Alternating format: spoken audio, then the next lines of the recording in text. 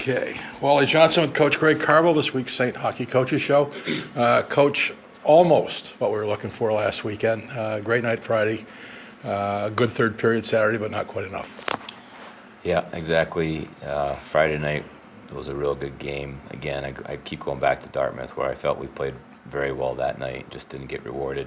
I thought we carried that into Brown. We came out, played desperate, a lot of energy, and the power play got us going early, which really, got Brown back on their heels, and I thought we did a great job keeping them there the entire game. They've got maybe the best first line in the league as far as points, and we really kept that line quiet, so that was a big part of our success against them. Saturday night against Yale, I think we probably underestimated how good defensively Yale is, and they did a good job neutralizing what makes us effective. I think led to a little bit of a frustration early in the game.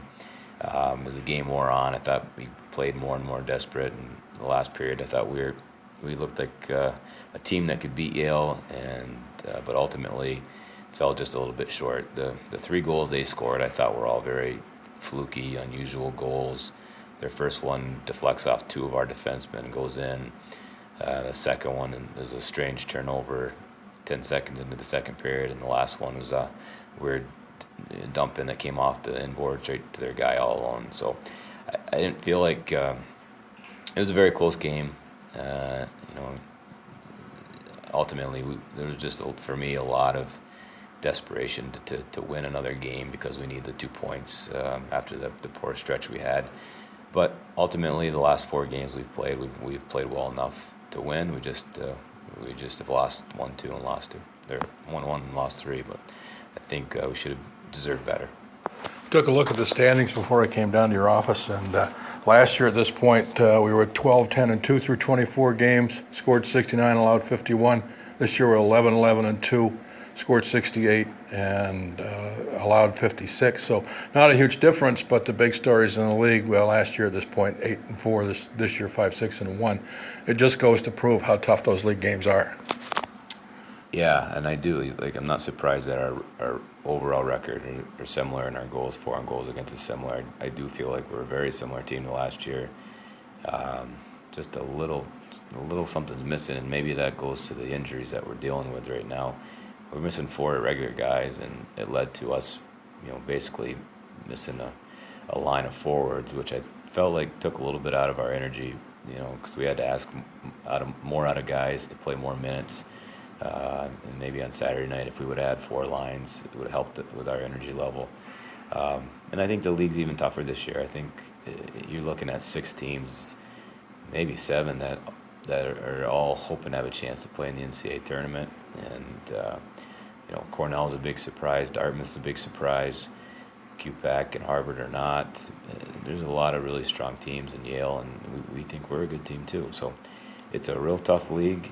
And again, that's why Saturday was a little frustrating, because we had a chance to catch Yale in the standings, and ultimately they put a very good defensive game.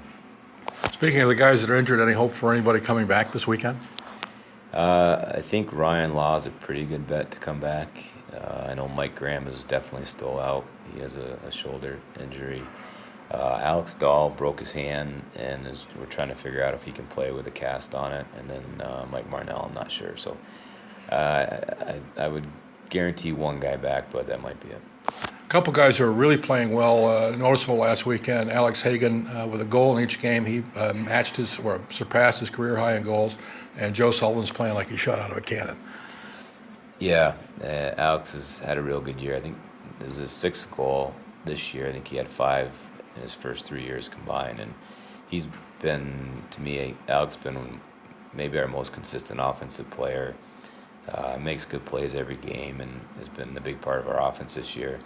And then Joe Sullivan's probably our most competitive player, game in and game out, and I think he's got 5 or 6 goals too. Which, when you think of Joe, you think of a guy. He's a bit more of a greasy grinder, but very effective player, and for us to be successful, he's usually one of the better players in the game, and he scored a highlight goal against Brown, and I thought against Yale he did a hell of a job trying to help us break Yale down and create energy by winning battles. And I thought the second half of the game, he scored a big goal, not surprisingly, and he's maybe one of those guys in the league that's very undervalued.